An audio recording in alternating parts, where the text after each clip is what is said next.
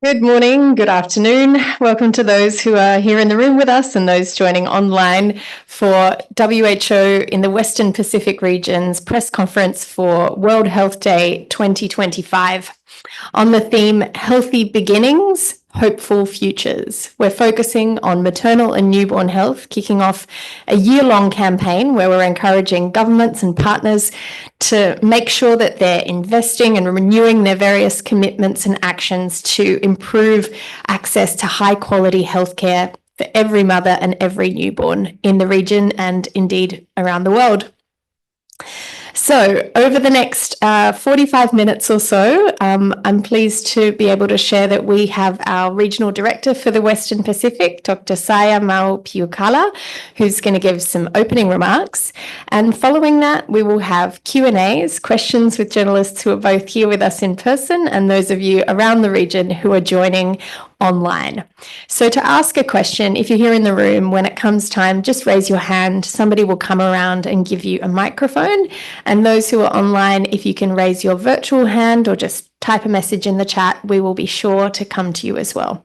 So anytime a question comes to you, whether it's about the topic of World Health Day, on maternal and newborn health today, or indeed other health issues, we'll be pleased to try and help with those. In addition to Dr. Piukala, who we have in the room with us, the directors of the WHO Western Pacific region here with us. I'll introduce them briefly. We've got over here on this side of the room, Dr. Susan Mercado, who's our Director of Program Management, Mr. Luis Vinales-Torres, Director of Health Systems and Services. We have our Coordinator for Vaccine Preventable Diseases and Immunisation, Richard Duncan, and we have our Deputy WHO representative to the Philippines, Dr. Unyong Ko. And over on the other side of the room here, you can see with us Dr. Gina Saman, our Director of Health Security and Emergencies. Next to her, we have Dr. Kidong Park, who's the Director of Data Strategy and Innovation. And finally, next to Kidong, we have Dr. Hiro Okayasu, who's the Director of Healthy Populations and Environments. In addition, we have a couple of colleagues joining us online who are in other locations around the region. We have Dr. Mark Jacobs, our Director of Pacific Technical Support, and we also have Dr. Sandro De Mayo, who's the head of our WHO Asia Pacific Centre for Health and the Environment. So as you can see, we've got a strong lineup of people here who will be able to help with questions on your various health topics of interest. So just as I say, indicate when you have questions and we will manage those in the Q&A to come. But for now, I'm pleased to hand over to Dr. Piukala for some opening remarks. Thank you. Distinguished members of the press, ladies and gentlemen, magandang umaga and good morning, mabuhay, and welcome to the WHO Regional Office for the Western Pacific and to those joining us online. I'm delighted to have you here as we celebrate this year's World Health Day. This year's theme is Healthy Beginnings, Hopeful Futures. We are calling on countries and partners to renew their commitment to ensuring good quality healthcare for every mother and every newborn. This is crucial for achieving universal health coverage. WHO is dedicated to this mission by working closely with countries. We collaborate with governments across the region to develop and implement evidence-based policies, strategies, guidelines, and clinical protocols. We also design initiatives to ensure integrated and people-centered maternal and newborn care. The Western Pacific is doing relatively well. Today, we are releasing new estimates showing that among WHO's 6 regions, we have the second lowest maternal mortality ratio, which tracks how many women die during pregnancy or childbirth. This indicates how well health systems protect mothers. WHO estimates that in 2023, for every 100,000 babies born in the region, 35 mothers lost their lives. In 2010, 40 mothers died per 100,000 live births. This means maternal deaths have decreased by almost 30% in 13 years. It's a good improvement, but it's not enough. We are working with ministries of health and partners to reduce it even further, aiming to end preventable maternal deaths. We know the causes of maternal deaths: hemorrhage, hypertensive disorders, and other indirect obstetric causes. The solution is clear. We must ensure every mother has quality, people-centered care throughout pregnancy, childbirth, and the postpartum period. This will also improve newborn survival and well-being and increase the chances that mothers will bring their babies back for other important health services, such as childhood vaccination. I want to highlight another threat today: the resurgence of vaccine-preventable diseases, particularly measles. Measles cases in the Western Pacific have more than doubled compared to the same period last year, with outbreaks reported from Cambodia, the Lao People's Democratic Republic, Mongolia, and ongoing transmission in Malaysia, the Philippines, and Vietnam. The rising cases also increases the risk of international spread. If a woman catches measles during pregnancy, this can be dangerous for her and result in her baby being born prematurely with a low birth weight. To protect mothers and babies, we must ensure high vaccination coverage and integrate routine immunization programs with maternal health care. WHO is supporting member states' efforts to end preventable maternal deaths. We advise on the best ways to strengthen the health workforce, empower women to play an active role in their healthcare journey, and establish robust data systems for regular monitoring. Countries of our region are also committed to improving newborn health. In 2013, they endorsed an action plan for healthy infants, which introduced Early Essential Newborn Care, or EENC. This aims to give every baby born in the Western Pacific a healthy start through high-quality care. The EENC program targets 9 priority countries where 95% of newborn deaths in the region occur, and it has shown remarkable success. Over the past decade, it has been implemented in 6,500 childbirth facilities, where more than 42,000 healthcare providers have received coaching. Today, an impressive 93% of full-term babies get the life-saving first embrace, skin-to-skin contact with their mothers immediately after birth.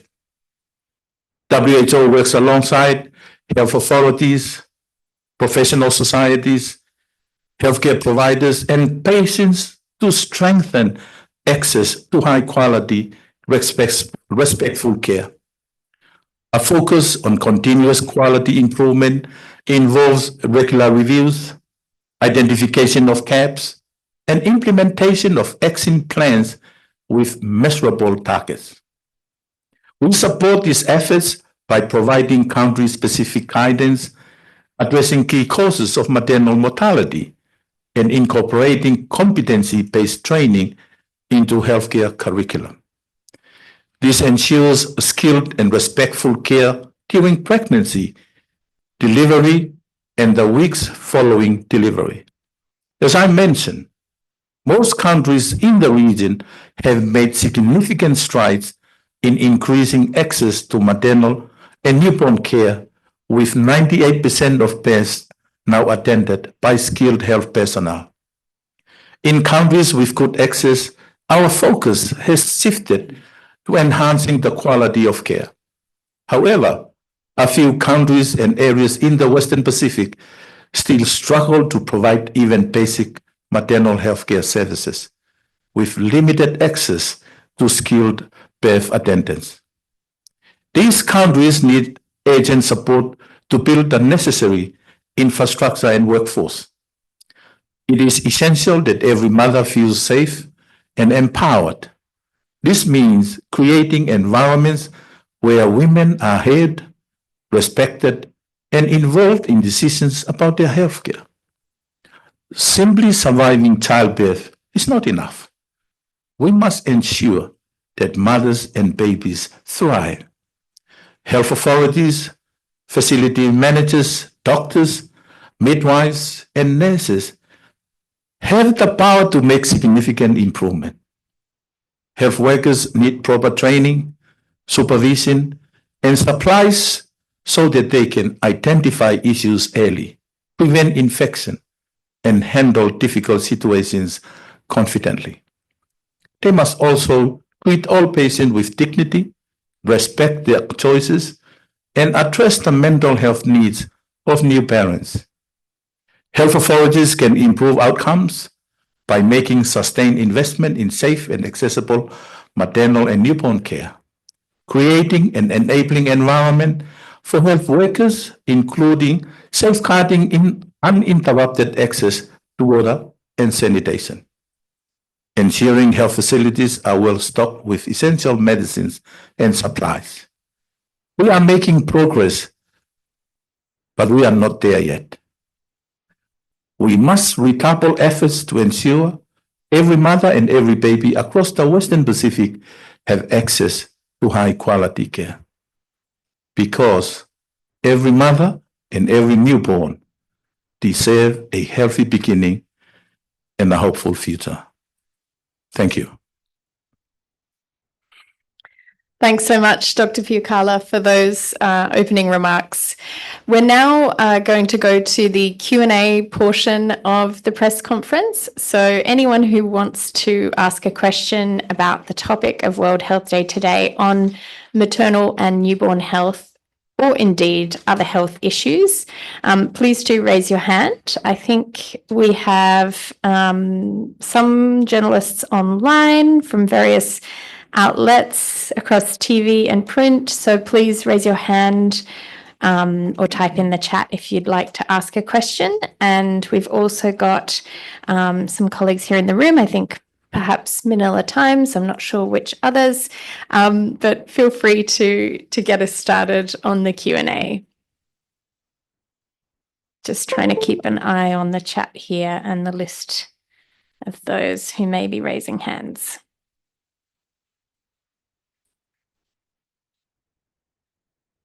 We've always got a little moment of shyness in the beginning of the press conference, I think, whoever's going to start. Perhaps while we're waiting for specific questions, I think we've got the roving microphone in the front with our directors as well. I might just ask Louise to perhaps add a few additional words on the challenges around access to quality health services for maternal and newborn health in the region. Thank you, Liv. Thank you for the opportunity. Let me add a bit of going a bit depth on the numbers that we are sharing, and today these numbers have been shared 6:30 Manila time, so they are quite new. The first is, while we have done a great job in the region, we have this maternal mortality at 35. Let's remind that the target set for the SDGs is at 70. So we clearly can say that we are in the good books. But there is 13 countries in the region where are still above the 70 target. So we really need to look at improve in those areas and countries in the region where we are not yet there. The second is understanding where we need to put more effort. And 70% of maternal mortality are linked to obstetric care, and 40% happens during labor. And our effort has been mostly at increasing coverages of the interventions that we know that they work. And skilled birth attendance is the main metrics to measure there.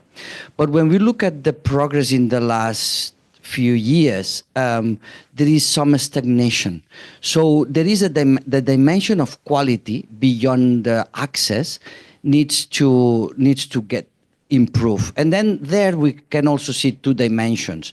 We can see the hardware part and the software part, and both are needed. In the hardware part, let's just provide some idea what do I mean. It's having facilities with running water, having facilities with the right equipment. This requires investments, and some countries and remote areas are not yet fully equipped, or they don't have this good enough conditions.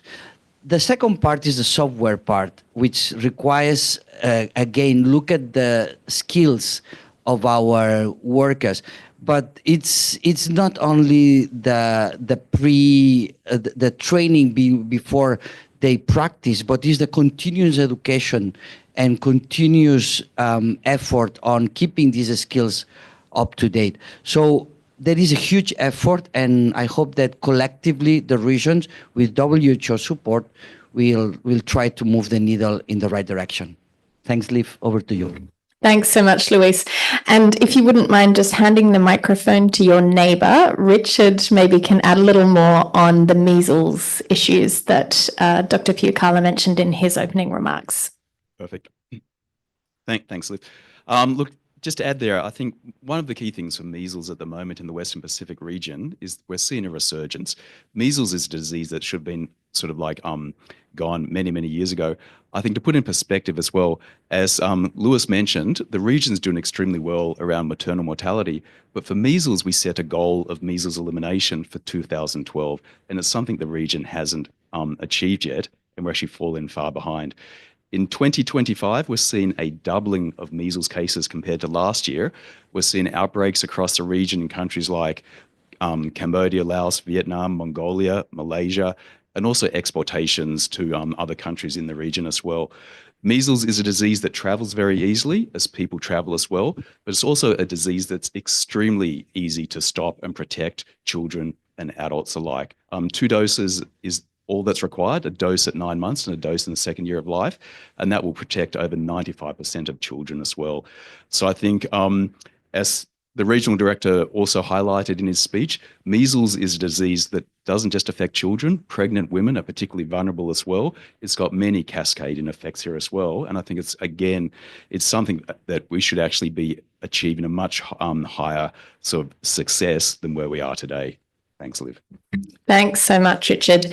I can see we have a question now in the room. So please go ahead, introduce yourself and ask your question. Yes. Hello, my name is Alan Limos from the Manila Times. Now, this question is generally for everyone. Now, since you mentioned the rise of measles cases in the Western Pacific region, in a recent talk with the Department of Health here in the Philippines, they talked about how vaccine hesitancy continues to prevail here in the Philippines, hence the rise of measles cases.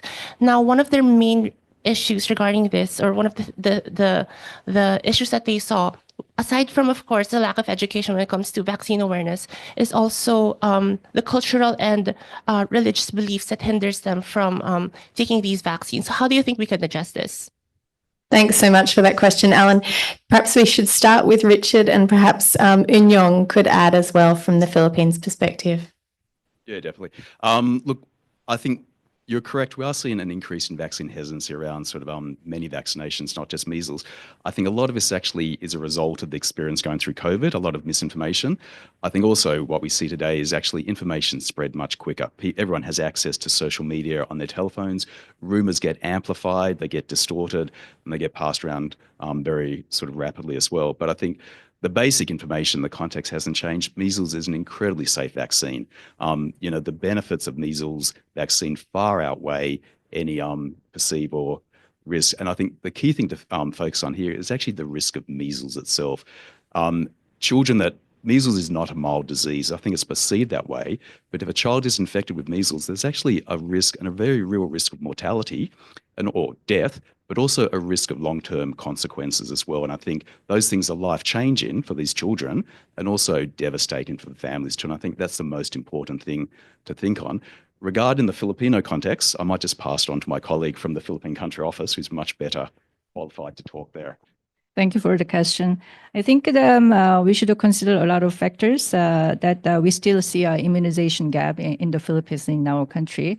Of course, the lockdown during the COVID-19 and also everybody focusing on the COVID vaccination were one of the factors. But as you rightly mentioned, the vaccine hesitancy is one of the factors that reduces the vaccination coverage in the country.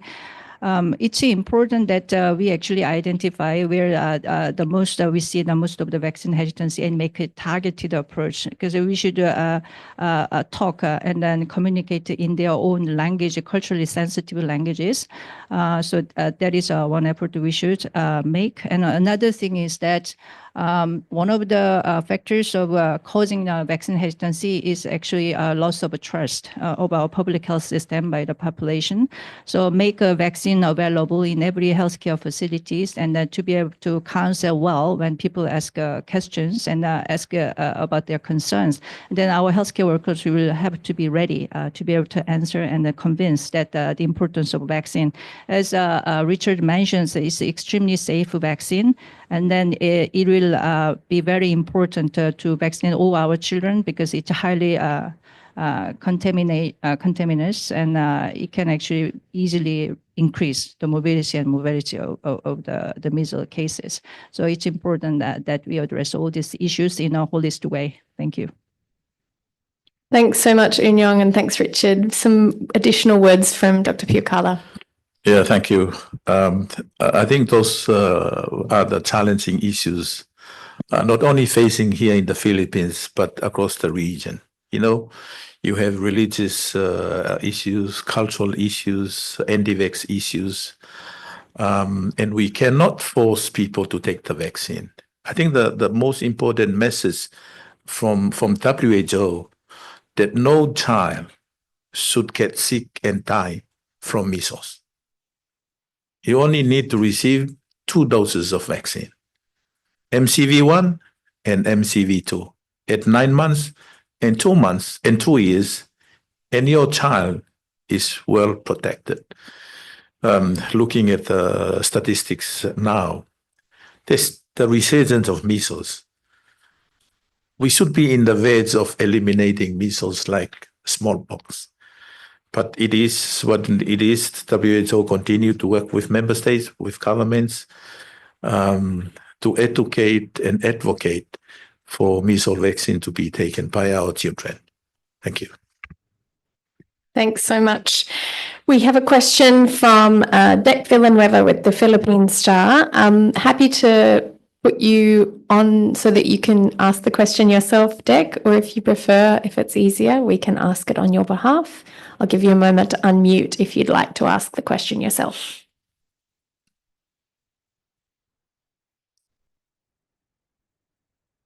Otherwise, no worries. I can ask it on your behalf because I can see it in the chat. So he's asking about the Philippines. What's the latest numbers for maternal mortality ratio here? And what's the assessment of access to maternal services in the country? Have there been improvements, and where is it lacking? Perhaps we can have some initial comments from Eun-Yong from the Philippine Country Office.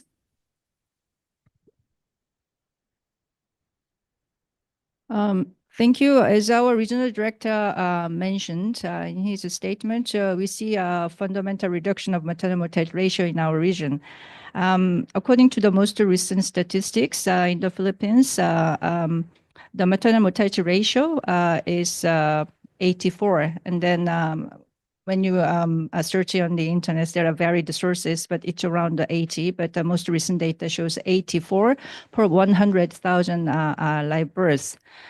In the Philippines, there not only the mortality reduction, but also there have been quite a substantial coverage increase. For example, when you visit the healthcare facilities and when you look at the data coming from the provincial and LGUs, local government units, and then we see most of the provinces, they have their mothers delivery their babies in the healthcare facilities. So a healthcare facility is a very important thing to reduce maternal mortality because as our regional director mentioned, most common cause is hemorrhage. And also eclampsia, it's a technical term, but people start to actually get a bit of fetal conversion if they don't manage their hypertension or increase the blood pressure. So all these things can be effectively managed when they deliver the babies in the healthcare facilities. In the Philippines, they achieved more than 90% healthcare deliveries.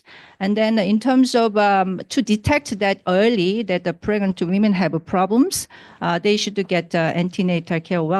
And then the antenatal care 4 times during the pregnancy coverage is quite high. It's around 80%. And now the Department of Health decided to change the indicator from antenatal care 4 times to antenatal care 8 times coverage.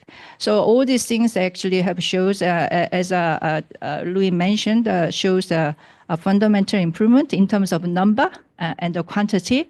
Now is the time to think about patient safety and quality of care. And the Philippine government, under the leadership of Department of Health, they hosted the 7th Global Patient Safety Summit last week, which was globally hailed and highlighted as an important achievement globally. Many member states, they came to declare their pledge to improve further patient safety and also the quality of care, which also includes maternal care quality.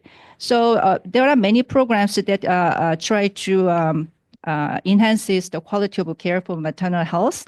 And one of the good examples, which will be also extensively discussed during the World Health Day event right after this press conference, is care for small babies, essential newborn care, and also kangaroo mother care. So these are the things that have been implemented over decades, but it is still very effective. And also, for example, to really increase the emotional stability of the mother right after delivery, and then early initiation of breastfeeding that reduces the pain in the mother who just delivered, and also it can also effectively help contraction of the uterus to prevent further bleeding, and then also the early initiation breastfeeding. The colostrum, in technical term, which is the very first breast milk that the baby gets, is the most nutrient food in the world. And then once they have this breastfeeding initiation in the first 1 hour after delivery, after skin-to-skin contact, the baby slowly crawl on the chest, and they start to get this breast milk from their mother's embrace arms, and then all this important immunity start to establish in their stomach. So all these things, the quality of care is not necessarily expensive intervention. Just a simple process, evidence-based process can increase the quality of care. I stop here. Thanks so much, Yun-Yong. Luis, did you have anything to add to that? I want to take this a question in the chat box, and it's asking particularly with what's the current number. My understanding is about the Philippines. So the estimates that have been just released this morning, it's 84 for the Philippines, which is still, we are 14 points above the objective set for 2030. But I think that it's a reachable number for the Philippines to achieve the SDG linked to maternal mortality rate. Over to you. Thanks so much, Luis, and some words from Dr. Pucala as well. Yeah, thank you. I think this is a very important issue that has been raised. And as I mentioned in the remarks that I said, this is an opportunity when we celebrate the World Health Day. Healthy beginnings, hopeful future. And WHO is calling on countries and partners to renew their commitment to ensuring good quality healthcare for every mother and newborn. And I think I want to mention a global figures that every year is about 8.5 million preventable deaths. And out of 8.5, 3.5 is due to no access to healthcare systems. And 5 million is to low quality of care. I think this is important. That is not only not to no access to healthcare, but the low quality. And this is the goal that we revisit, make sure that we deliver good quality healthcare for every mother and every newborn. 2 months late last year, I visited some of the centers here. Secretary Heposa has this 28 by 28 by 28. 28 million population have access to 28 primary healthcare centers in 2028. Right now, it's about 45 primary healthcare centers taking the services to the communities and transforming a minor hospital into a primary healthcare, removing all the beds and providing the services that the people need. Only 4 beds for emergency and stabilizing patient that is needed to be transported to the hospital care. But providing the services, the X-ray, CT scan, family health, antenatal care, eye care, all the services is taken to the communities. And few testament from the people around the community. They praise the principles of taking the services to the people. That before the center was transformed into primary health care, they have to travel to hospital hours, waiting in the hospital for hours just to get the health care that they are getting now at the center. And I think it is important in this World Health Day to remind us to relook what are the quality of service that we are giving our communities and our people. Thank you. Thanks so much, Dr. Fiucala. We have another follow-up question from Dec in the chat. Dec, sorry, I realized I started talking just as you unmuted, but if you want to unmute again and try asking your follow-up question, please go ahead. Okay, names, we can follow up and provide those for you, no worries. Any other questions that we have from either journalists online or in the room? I see ABC Asia Pacific has just joined us recently online. We have a few other broadcast and print outlets from the Philippines connected as well. This is your opportunity to ask any questions that you may have. It was good to hear a little bit more from Dr. Eun Ko about the value of early essential newborn care and the first embrace. Those of you who may know a little bit about kangaroo mother care and kangaroo father care, we have some wonderful stories from the Philippines that we're going to be releasing today in terms of how that has been changing lives here, but also in many other parts of the region. But if anyone else has questions on any of these issues, go ahead. Otherwise, I think we may thank you all for joining us this morning. And we will continue with our other activities to observe World Health Day. As I said, we're kicking off a year-long campaign to mark these important health issues in the region and the world. And if you have any further questions about this topic or other health concerns, please be in touch with our team and we'd be happy to help you. Oh, we just got a last-minute question from Rappler. Casey Belmonte, do you want to unmute yourself and ask the question? Hello, hi. Just to follow, sorry for the last minute question, but aside from measles, the Department of Health in the Philippines has warned about the rising cases of dengue. I was wondering if the WHO has any recommendations. Would you have, for instance, a specific stance on vaccines in the Philippines? Thank you.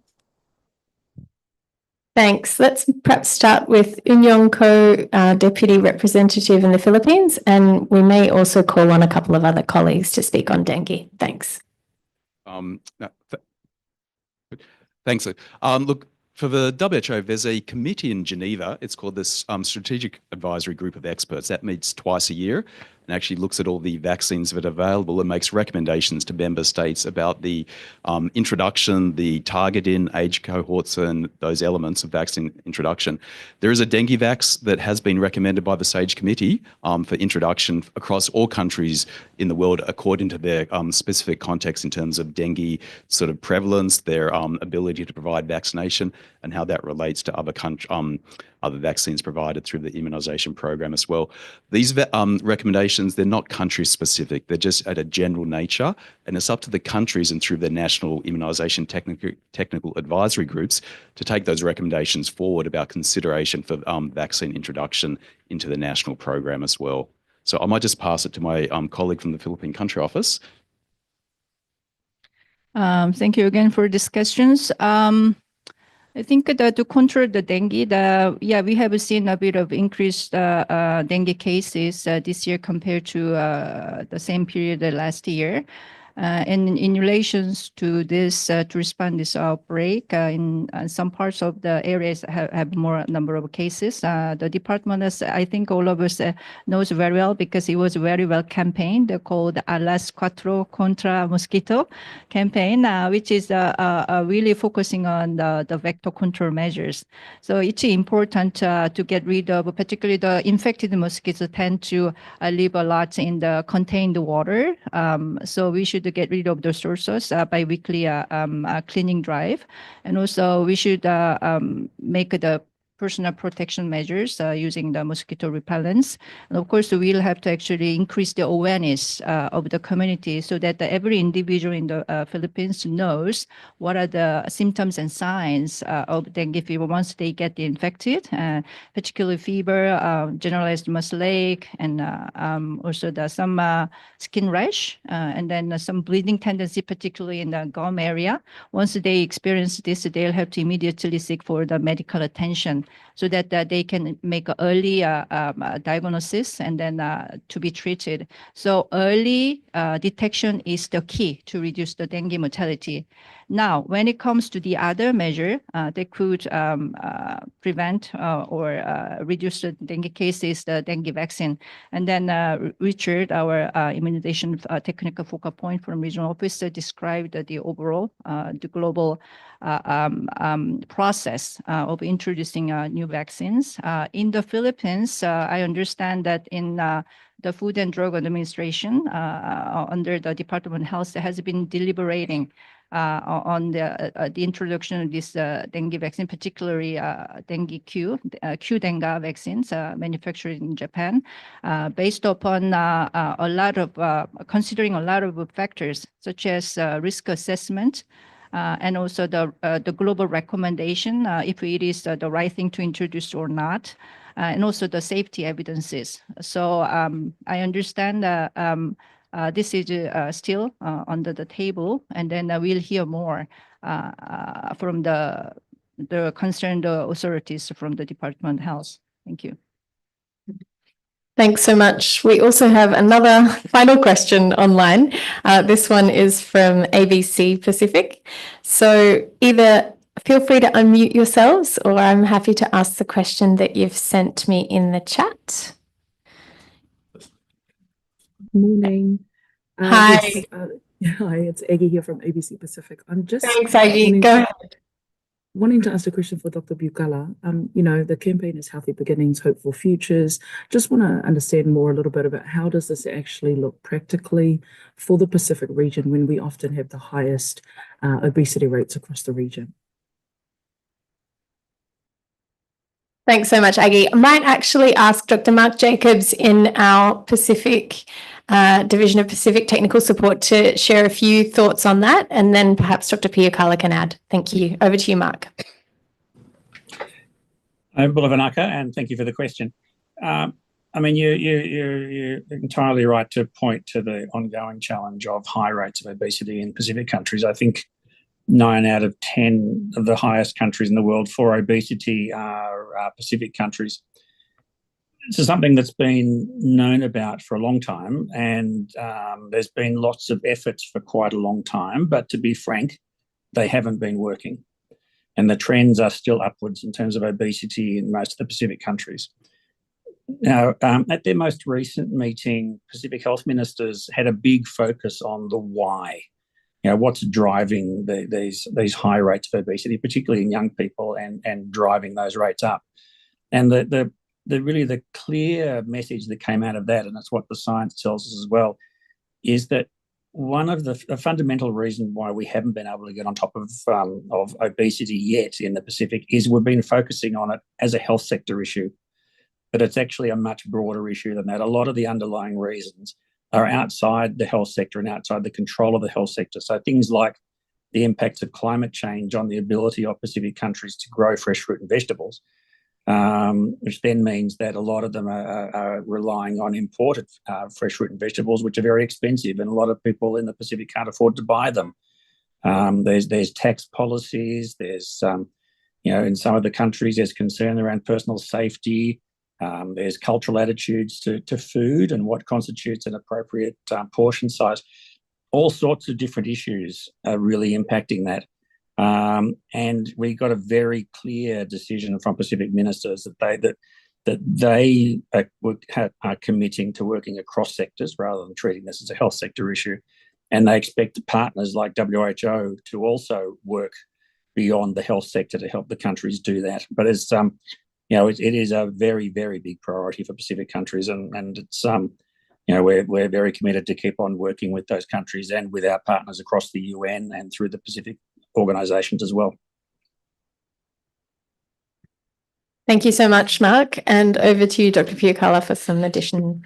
Yeah, thank you, Mark. I just want to add just a little to the questions, and I think it's important to note that this obesity issue in the Pacific is increased in every age group. And the health leaders in the Pacific have made efforts, but the progress hasn't been fast enough. And I think this is a complex issue. It's no easy fix, because I feel if this is an easy fix, we won't be sitting here trying to answer questions to this. And instead of addressing the issue in silo as a Ministry of Health issues, I think this issue is the whole of society, whole of government, whole of the communities that they need to be on board.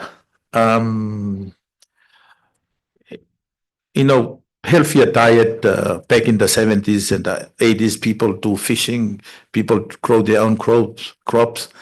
And as Mark has alluded to about climate change issue, that people can't do that anymore. And a lot of people have moved to processed food, make it even difficult as part of their daily lives. I think there will be a Pacific Health Ministers meeting in September. This will be an ongoing, a chronic issue especially for Pacific Island countries, to relook at the health promotion of healthy diet, all risk factors to be addressed. And I think this is another important topic to revisit by our Pacific Island health leaders. Thank you. Thank you so much, Dr. Piukala, colleagues, for joining us here in the room and online, and of course, journalists and friends who are also connected. If you have any further questions that perhaps there wasn't time to get to during the press conference today, please just reach out to me and my team, and we'll be happy to help you. And other than that, please make sure to follow the next World Health Day event that we will be celebrating here in the WHO Regional Office for the Western Pacific, starting in around 45 minutes. We'll be live streaming that on our social media channels, so please join us. Thank you very much. Goodbye.